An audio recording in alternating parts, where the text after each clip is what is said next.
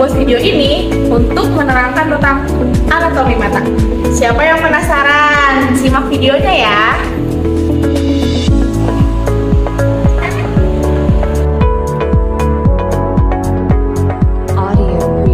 Adalah bagian organ manusia yang sangat luar biasa, kompleks dan vital bagi manusia.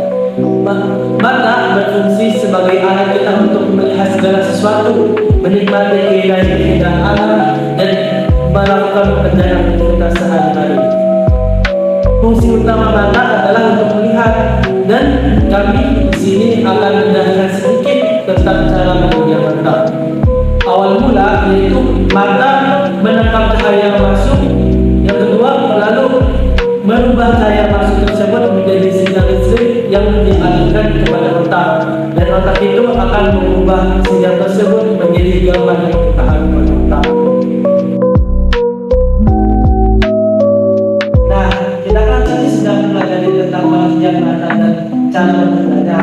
Nah, sekarang waktunya kita nih untuk mempelajari bagian-bagian mata. Pertama, ada kornea. Dua, ada lubang chamber. Yang ketiga, sklera. Keempat, iris. Yang kelima, lensa. Yang keenam, pupil.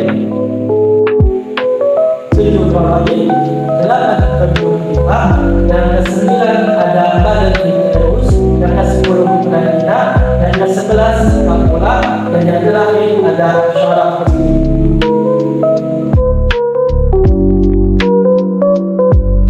Bagian yang pertama mata adalah kornea.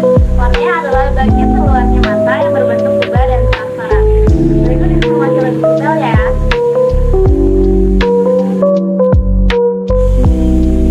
Kornea memiliki 5 lapisan. Yang pertama ada epithel, yang kedua ada membran Bowman, yang ketiga ada stroma, yang keempat ada membran Bowman, yang kelima ada membran endotelium. Anterior chamber atau bilik depan mata adalah bagian yang berada di depan mata yang berisi cairan dan terletak di antara iris dan kornea. Di dalamnya berisi cairan yang disebut dengan ampulus yang melewati pupil dan masuk ke dalam chamber. Sudut anterior chamber bisa bervariasi. Pada sebagian orang memiliki sudut terbuka, yaitu di mana ampulus dapat mengalir secara bebas dan masuk ke dalam chamber. Namun pada sebagian orang ampulus adanya penyempitan atau blokiran. Hal ini dapat disebabkan karena ada faktor. Yang pertama ada trauma, yang kedua ada manfaat, dan yang ketiga ada pemblokiran atau pembatasan sejak lahir. Pemblokiran atau pembatasan dapat disebabkan karena adanya tingkatan dalam tekanan bola mata yang disebut glaukoma.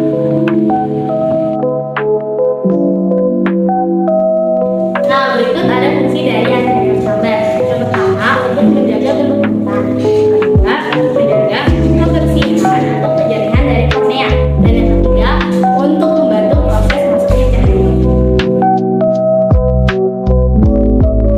Jelasin pengertian dan struktur dari sklera. Sekarang fungsinya, kalian tahu nggak sih fungsi dari sklera itu apa? Fungsi sklera adalah menjaga bagian bola mata dan melindungi bagian dalam mata dari cedera benda asing serta tempat menempelnya otot-otot mata.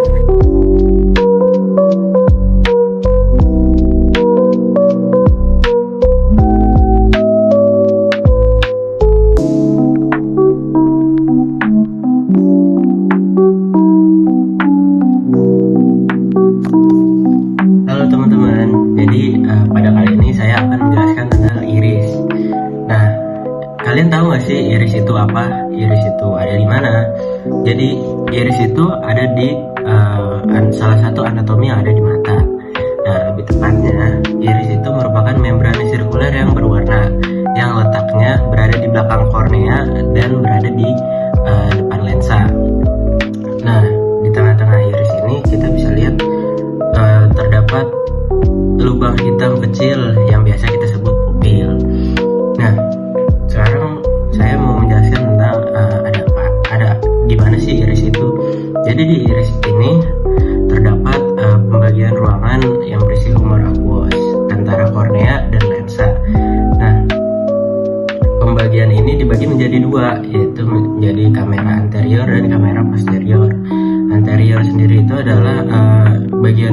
posterior itu bagian belakang. Dan iris ini terdiri dari jaringan-jaringan halus yang terdiri dari otot polos, terus sel-sel pigmen, saraf-saraf, dan pembuluh darah. Nah, iris itu setiap manusia itu memiliki iris yang susunan pigmennya berbeda-beda. Maka dari itu terdapat iris yang berwarna biru, warna coklat itu kalau orang Indonesia kan warnanya coklat. Kalau yang biru itu kan orang luar. Jadi itu susunan pigmennya berbeda. Jadi seperti itu.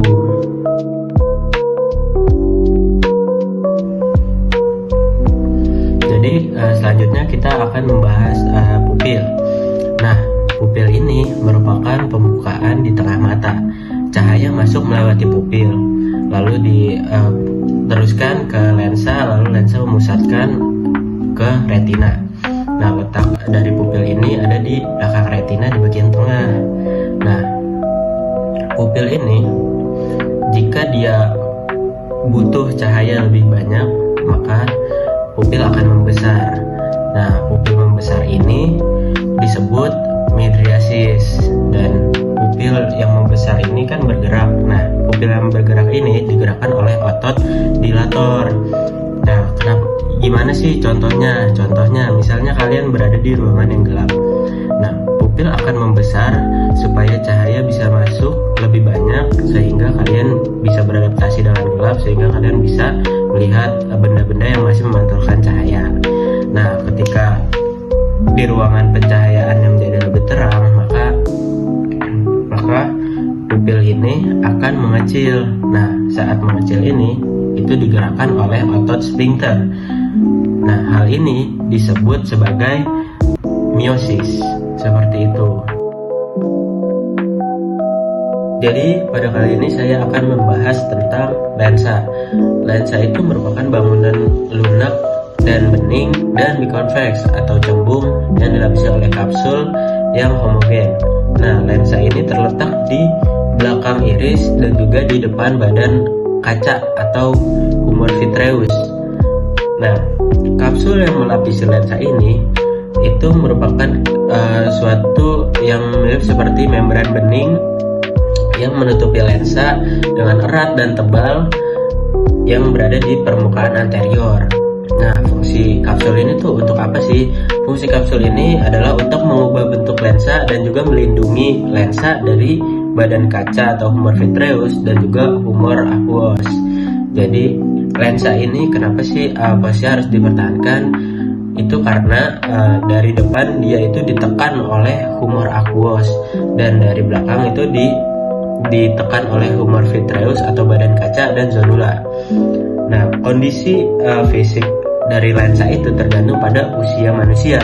Jadi pada saat kita di tahap fetus itu lensa berbentuk agak sferis, hampir sferis dan juga lunak. Dan ketika kita memasuki dewasa, maka akan berubah lagi dia lensanya.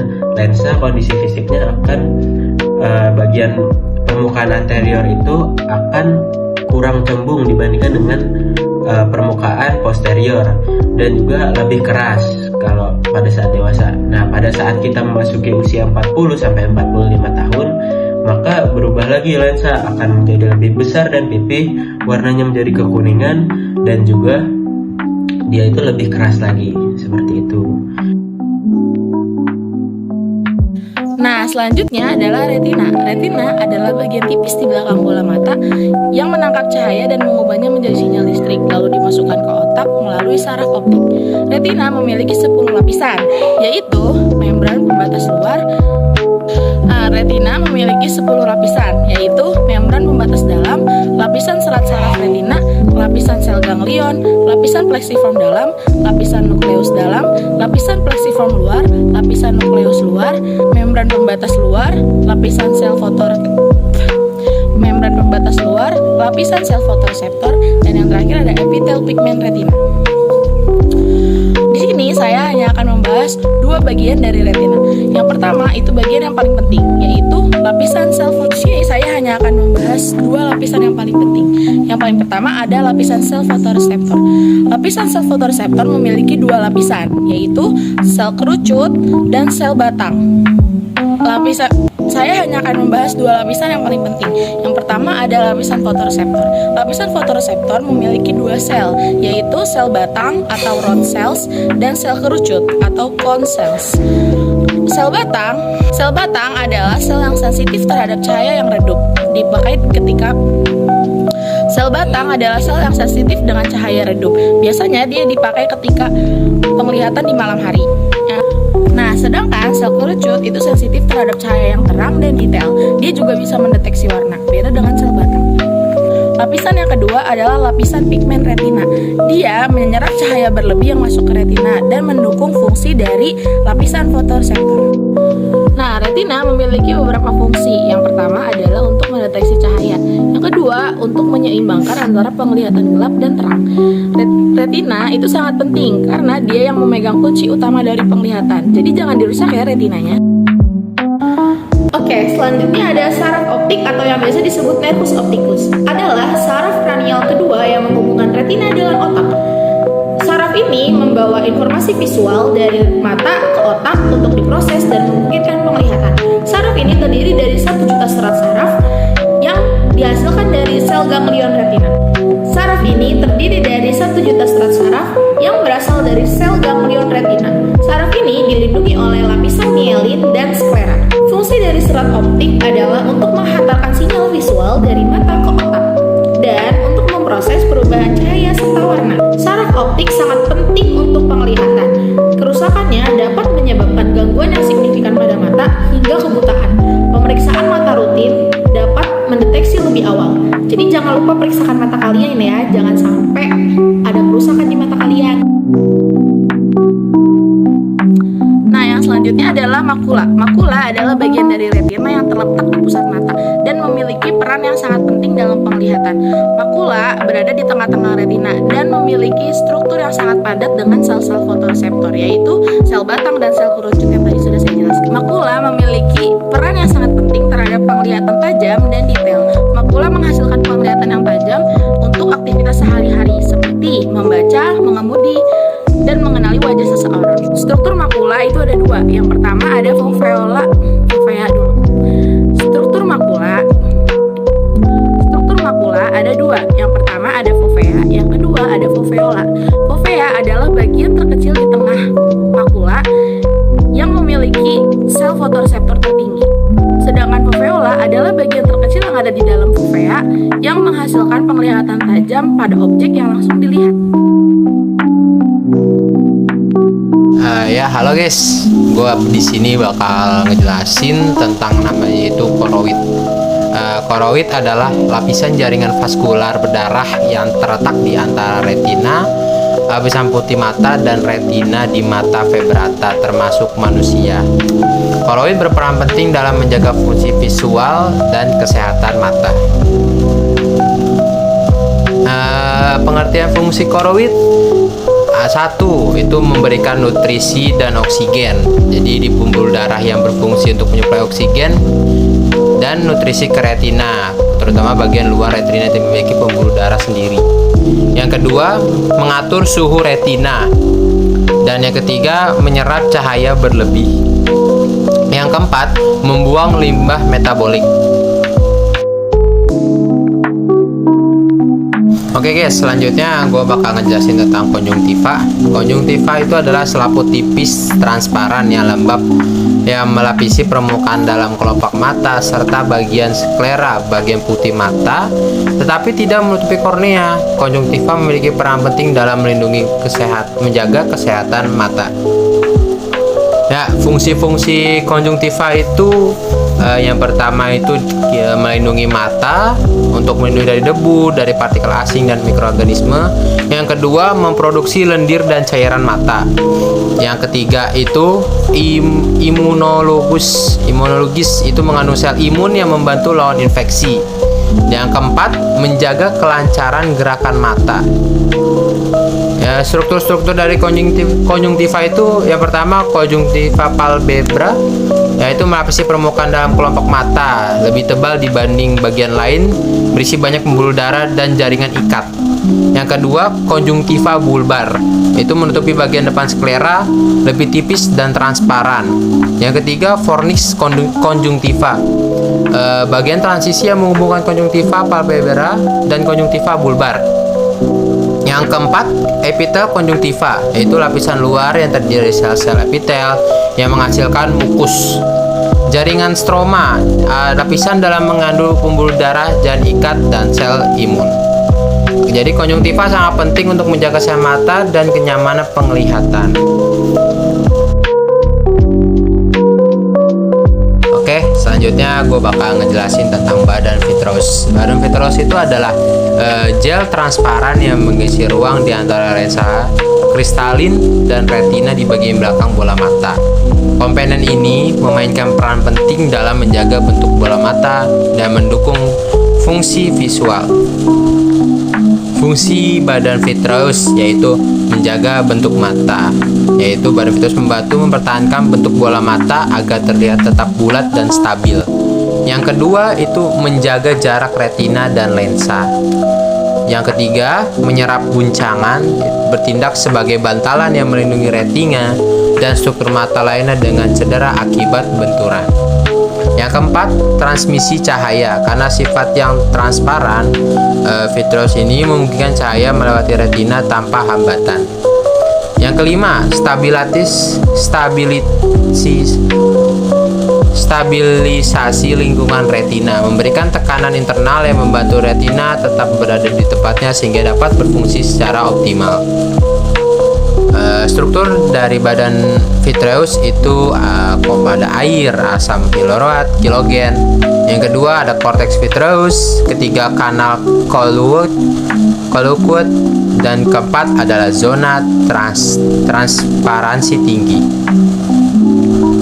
Jadi badan vitreous penting untuk mendukung penglihatan yang jelas dan kesehatan struktur internal mata. Namun gangguan pada badan vitreous seperti floaters, bintik-bintik gelap atau ablasi vitreous dapat mempengaruhi penglihatan dan memerlukan perhatian medis.